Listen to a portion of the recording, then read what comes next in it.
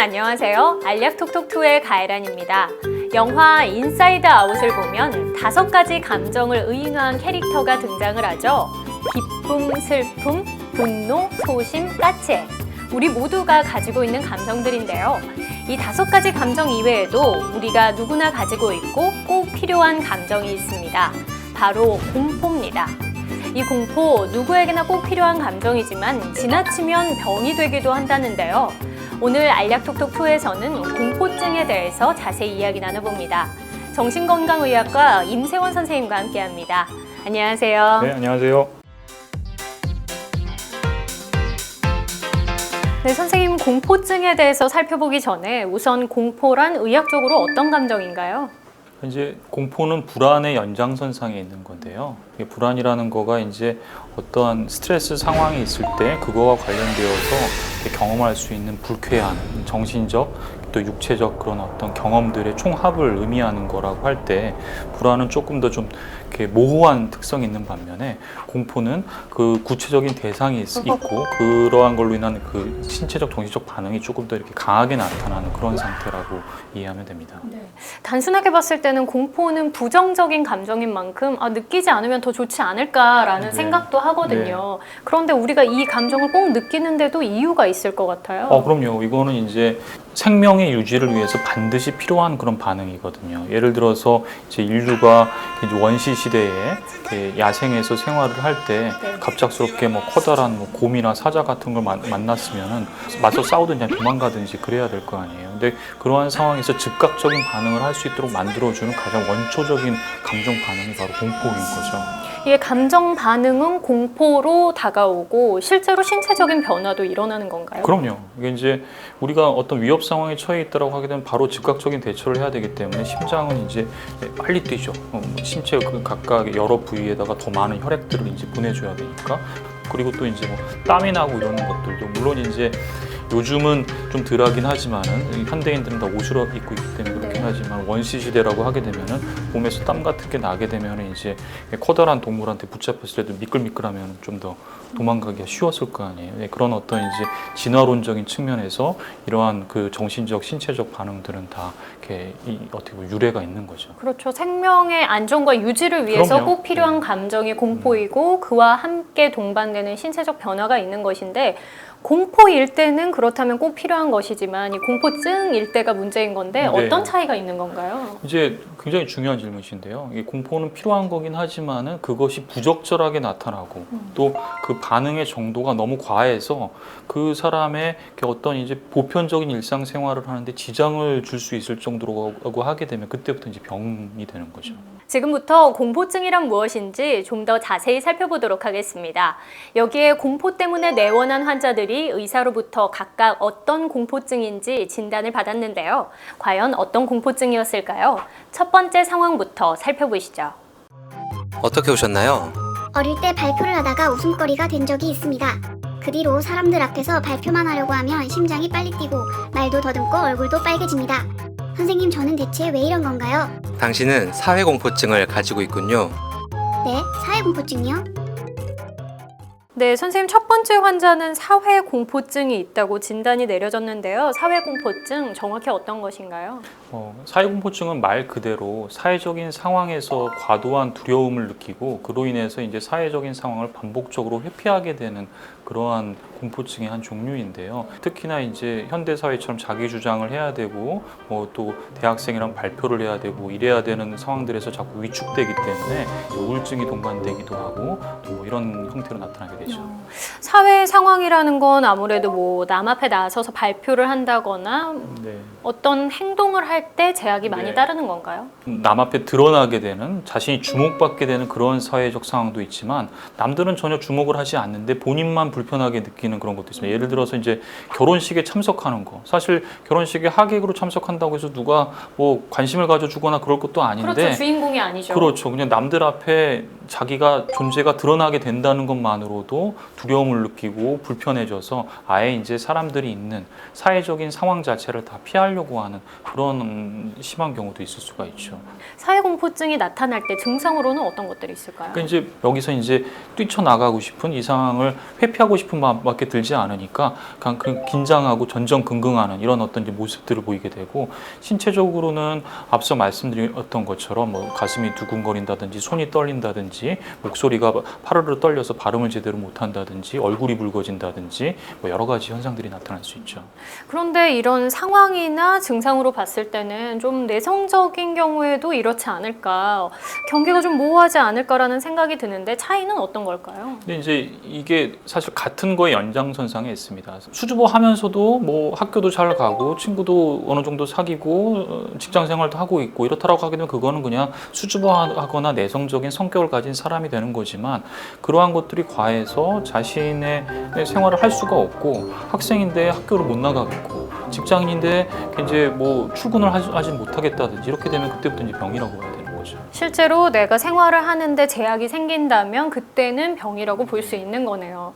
그런데 우리 사례자도 그렇지만 실제로 어릴 때 창피를 당한 이후에 사회 공포증이 생겼다고 하잖아요. 이런 네. 것을 보면 어릴 때의 경험이 트라우마가 돼서 원인이 돼서 발생하는 거라고 볼 수 있을 것 같은데, 이 사회 공포증과 트라우마 직접적인 연관이 있는 건가요? 네, 그 완전히 뭐 이제 100% 인과관계에서 발생한다고 말할 수는 없지만 상당한 그런 관련이 있는 것은 맞습니다. 왜냐하면 사회공포증의 핵심적인 정신병리는 뭐냐하면은 타인의 부정적인 평가에 대한 과도한 민감성이거든요. 그러니까 남들이 나를 안 좋게 볼 것이라는 자신의 생각이 너무 지나치다 보니까는 그거에 대한 두려움으로 인해서 다 피하게 되는 그런 거예요. 근데 이제 어린 시절의 트라우마라는 거는 이제 환자분들이랑 실제로 면담을 하다 보면은 어렸을 때 이제 선생님이 국어책 읽기를 시켰는데 내가 그때 더듬거렸다. 그때 친구들이 깔깔거리면서 웃었다.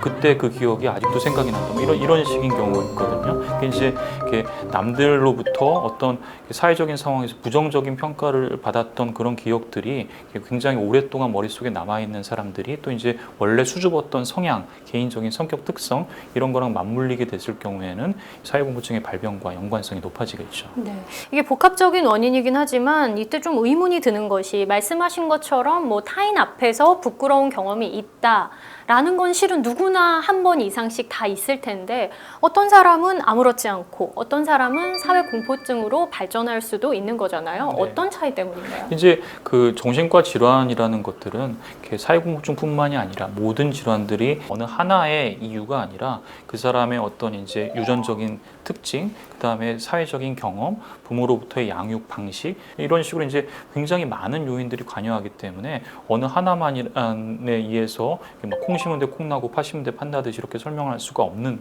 그런 거가 되죠. 네, 이게 원인이 워낙에 다양하다 보니까 치료도 좀 어렵지 않을까 싶은데, 치료는 어떻게 진행이 되나요? 현대 이제 정신의학에서 주류가 되고 있는 가장 치료적인 그 성과가 좋은 방법은 이제 증상이 심할 경우에는 최근에 이제 선택적 세로토닌 제흡수 차단제와 같은 항우울제 계열의 약들 중에서 사회공포증에 대해 효과가 있는 약을 쓰면서 인지행동 치료를 병합하는 방법이 치료 성적이 제일 좋은 걸로 되어 있습니다. 치료를 받을 때 약물 치료와 동시에 인지행동 치료를 해준다고 말씀을 하셨는데요. 인지행동 치료는 정확히 어떤 것인가요? 인지행동 치료는 여러 가지 정신과 질환에서 이제 효과적인, 특히 불안장애에 가장 효과적입니다. 불안장애의 기본적인 그런 어떤 악순환의 고리는 뭔가 불안하고 공포가 있으니까 사람은 회피하고 싶어집니다. 그러니까 불안과 회피가 악순환의 고리를 형성하게 되는 거가 이제 불안장애 환자들의 피하다 보니까 더 무서워지게 그렇죠. 되는 거고. 근데 이제 약물 치료를 통해서 우리가 이제 해주는 거는 불안 반응 자체를 완화시켜 줄 수 있습니다. 너무너무 불안하게 되면 심장이 막 두근거리고 그러는데 뭘 어떻게 할 수가 없잖아요. 그거는 일단 약을 써서 가라앉히는데, 인지행동 치료는 이 회피라는 부분들을 이제 해결해 주는 그런 굉장히 효과적인 방법이 됩니다. 그러니까 과도한 불안의 원인이 되는 부분들을 이제 인지적인 교정이라고 하죠. 보다 합리적인 믿음으로 바꿔놓는 거고, 그다음에 공포증이 있게 되면 누구나 이제 자기가 불안해하는 상황을 도망가고 싶을 텐데 그 도망가는 상황에 조금씩 맞설 수 있도록 도와주는 거, 그게 이제 행동치료적인 기법이 됩니다. 물론 이제 이것은 이제 그 환자의 상태와 수준에 맞추어서 점진적인 과제를 주게 되는 거고 개인화되어서 이제 제공되게 되죠. 자, 그러면 계속해서 두 번째 상황 살펴보겠습니다. 어떻게 오셨나요? 저는 사람들이 많은 곳만 가면 심장이 두근두근 떨립니다. 식은땀이 날 때도 있고 머리도 멍해집니다. 저는 왜 이런 건가요? 당신은 광장 공포증을 앓고 있네요. 광장 공포증이 뭐죠?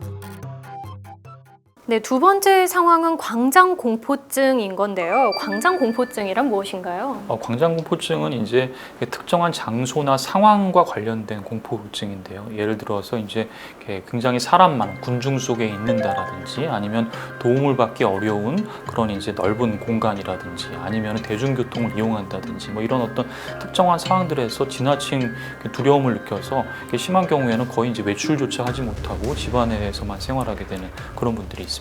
네. 광장 공포증이 생겨나는 원인은 어떤 것이 있을까요? 광장 공포증의 경우는 이제 어떤 특정한 상황들과 연관되어서 과도한 공포 반응이 나타나는 거잖아요. 그렇기 네. 때문에 이거를 이제 설명하기 위한 그런 어떤 이론적인 배경으로는 조건화 반응으로 이제 설명을 많이 하게 됩니다. 예를 들어서 지하철을 타다가 굉장히 뭐 배가 아파 갖고서는 이제 그 낭패를 봤다. 그때 배가 아프고 그랬던 건 이제 배탈이 나서 네. 예, 빨리 화장실에 갔는데 화장실 못 갈 것 같아서 극심한 두려움일 수도 있었을 텐데 근데 이제 그때 굉장히 두렵고 땀이 뻘뻘 나고 힘들었었던 그런 기억들이 있는데 이제 그 기억과 이제 지하철이라는 상황이 조건화되게 되면은 배는 안 아픈데도 지하철에 가게 되면은 뭔가 내가 이제 땀이 나고 불편하고 이런 것들을 이제 일부러 생각하는 게 아니라 무의식에서 그걸 떠올리게 되는 조건화 반응이 나타나는 것도 이러한 증상을 설명하게 되는 한 이론적인 배경의 하나로 지목이 되고 있습니다. 특정한 상황에 대해서 공포를 느끼게 되는데 그 상황에 직면했을 때 나타나는 증상은 어떤 것들이 있을까요? 공포증에서 나타나는 보편적인 증상들이 다 나타나죠. 뭐 두근거리고, 뭐 가슴이 뛰고, 뭐 땀이 나고 떨리고 이러는 건데 특히나 이제 광장 공포증 같은 경우는 공황장애와 굉장히 유사하게 이게 보이게 네. 됩니다. 그리고 또 이제 실질적으로 환자분들을 보다 보면 공황장애를 동반해서 같이 이 진단하게 되는 경우도 매우 흔하고요. 들었을 때 정말 좀 유사한 부분이 있는 것 네. 같은데 차이가 있다면 어떤 걸까요? 그 공황장애라고 했을 때는 예기치 않은 공황 발작이 특징적인 거죠. 아무 상황 없이 집에서 아주 편안하게 그 TV를 보고 있다가도 공황 발작이 올 수도 있는 거고 심지어는 잠을 자다가도 공황 발작이 생길 수가 있는 거죠. 근데 광장 공포증이라고 했을 때는 앞서 말씀드린 그런 특정한 상황, 예를 들어서 뭐 사람 많은 버스를 탄다든지 아니면은 뭐 요즘 같으면 프로야구 포스트 시즌에 간다든지 네. 이런 상황에서만 발생을 하지 그런 상황이 아닐 때는 발생하지 않는다라는 그런 차이점이 있죠. 네, 선생님 말씀을 들으면서 나도 사람이 많은 곳을 참 싫어하는데 혹시 광장 공포증 아닐까? 라고 의문이 드시는 분 많으시죠? 저부터도 좀 궁금한데요. 그래서 저희가 준비했습니다. 미국 정신의학회에서 제시하는 광장 공포증 진단 기준인데요. 이 내용 중에 5가지 중 2개 이상 이 상황에 극심한 공포나 불안을 느끼고 또 이 불안이 6개월 이상 지속되신다면 바로 내원을 하시는 것이 좋다고 합니다. 지금부터 하나하나 함께 살펴보시죠. 첫 번째, 대중교통을 이용하는 것. 두 번째, 열린 공간에 있는 것. 세 번째, 밀폐된 공간에 있는 것. 네 번째, 줄을 서 있거나 군중 속에 있는 것. 다섯 번째, 집 밖에 혼자 있는 것. 네, 진단 기준까지 살펴봤습니다. 이 진단 기준으로 볼 때 내가 광장 공포증이 있다면 치료는 어떻게 이루어지게 되나요? 광장 공포증에 걸렸을 경우에는 환자들이 겪는 고통이 굉장히 커서 상당히 많은 환자들이 약물 치료가 필요하게 됩니다. 또 우울증을 동반하게 되는 경우도 많거든요. 그래서 이러한 증상에 효과가 인정된 항우울제를 처방을 하면서 또 앞서 말씀드린 것 같이 이제 그 인지행동 치료를 병합하는 것이 일반적인 방법입니다. 공포 때문에 생활을 하는데 불편함이 있으시다면 두려워하지 마시고 전문의와 꼭 상의를 해보시기 바랍니다. 자, 그럼 세 번째 상황 살펴보시죠. 어떻게 오셨나요? 저는 새를 기겁할 정도로 무서워합니다. 그뿐만 아니라 높은 곳을 올라가는 것도 무서워하고요. 주사에 찔리는 것도 싫고 무섭습니다. 딱히 사고를 당한 기억도 없는데 말이죠. 제게 무슨 문제가 있는 걸까요? 당신은 지금 특정 공포를 가지고 있네요. 특정 공포증이라고요? 네, 세 번째 공포증, 특정 공포증입니다. 이 특정 공포증은 어떤 건가요? 특정 공포증은 이제 특정한 대상에 대해서 나타나는 건데요. 예를 들어서 이제 뭐 거미, 뭐 개, 이런 어떤 이제 동물에 대해서 나타나는 것도 있고, 또 바늘이나 뭐 피가 무섭다라는 그런 경우도 있고요. 또 다른 경우는 이제 상황, 예를 들어서 뭐 폐쇄 공포증, 고소 공포증, 이렇게 특정한 상황에 대해서만 국한되어서 공포 반응이 심하게 나타나는 경우를 말하게 됩니다. 자, 그렇다면 여기서 잠깐 특정 공포증의 유형을 살펴보면 첫 번째로 벌레나 거미, 뱀, 고양이, 쥐 같은 것들을 두려워하는 동물형이 있고요. 두 번째로는 높은 곳이나 물 등을 두려워하는 자연 환경형, 세 번째로는 피를 보거나 찔리는 주사에 두려움을 느끼는 혈액주사 상해형, 네 번째로는 비행기나 엘리베이터 안에 있는 상황 등을 두려워하는 상황형입니다. 이 네 가지를 빈도별로 살펴보면 우선 가장 흔한 것이 상황형이고, 다음은 자연환경형, 그리고 상해형, 동물형 순서라고 합니다. 이걸 좀 차근히 보니까요, 저 같은 경우에도 새와 피를 많이 무서워하는 편이거든요. 그런데 저는 어릴 때 새나 피에 대해서 뭐 경험이 있거나 뭐 트라우마가 있지는 않은데도 두려움을 크게 느끼는데, 이런 특정 공포증이 생기는 이유 무엇인가요? 이제 이 특정 공포증의 대상이라는 것은 이제 사람마다 개인차는 있지만 기본적으로 보면은 인류라는 종이 동물들과의 자연 경쟁들 속에서 살아남는 데 필요한 그런 모두에게 필요한 공포의 한 부분이거든요. 예를 들어서 뱀 공포증이라고 하게 되면은 뱀은 독을 가지고 있기 때문에 뱀을 봤으면은 인간은 어렸을 때부터 도망가야지 되는 거죠. 그래야지 이제 생명을 보존할 수 있는 거잖아요. 근데 높은 곳에 올라가는 경우도 거기서 떨어지게 되면 사람이 죽을 수가 있는 거기 때문에 누가 알려주지 않더라도 높은 곳에 올라가면은 인간은 당연히 두려움을 느껴야지 우리가 살아날 이제 가능성이 높아지는 거죠. 그렇기 때문에 이제 어떻게 보면은 인간이라는 종이 생존을 위해서 지금까지 진화의 과정을 밟아오는 동안에 우리의 유전자 속에 프로그램되어 있는 것인데, 개인에 따라서 어떤 그 반응들이 너무 과도하게 나타나는 경우에는 질병화되는 거라고 이해할 수 있습니다. 네. 그렇다면 내가 특정 공포증이 있을 때 치료는 어떻게 받으면 좋을까요? 특정 공포증의 치료로서는 점진적 노출 기법이라는 방법을 사용하게 됩니다. 뭐냐면은 예를 들어서 개 공포증이라고 한다면은 조그만하고 귀여운 개를 이제 어린애라고 하면 엄마랑 같이 있는 상황에서 이렇게 만지고 놀게 하고, 그 다음에는 이제 조금 더 큰 강아지를 좀 놀게 하고, 그 다음에 또 엄마는 나가고 혼자서도 놀게 하고, 나중에 좀 더 크고 순한 개를 만져보게 하고, 이런 식으로 해서 공포를 느꼈던 그런 상황에 대한 이제 두려움의 강도에 점차 익숙하게 해주는 그런 방법들을 권장하게 됩니다. 그런데 실제로 일상생활에서 보면 주위에서 내가 뭘 무서워해 라고 말하면, 말씀하신 것처럼 네가 겪어보지 않아서 그래, 네. 그래서 막무가내로 높은 네. 데를 데려간다거나 네. 놀이기구를 타게 네. 한다거나 이런 경우도 많거든요.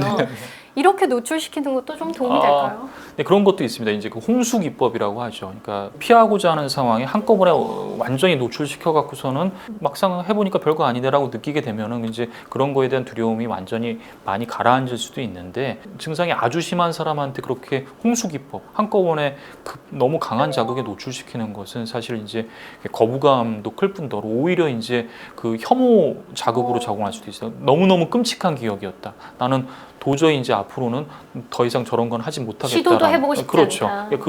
그러한 시도 이후에는 오히려 더 공포 반응이 강화될 우려도 있기 때문에 좀 신중하게 생각을 하셔야겠죠. 네.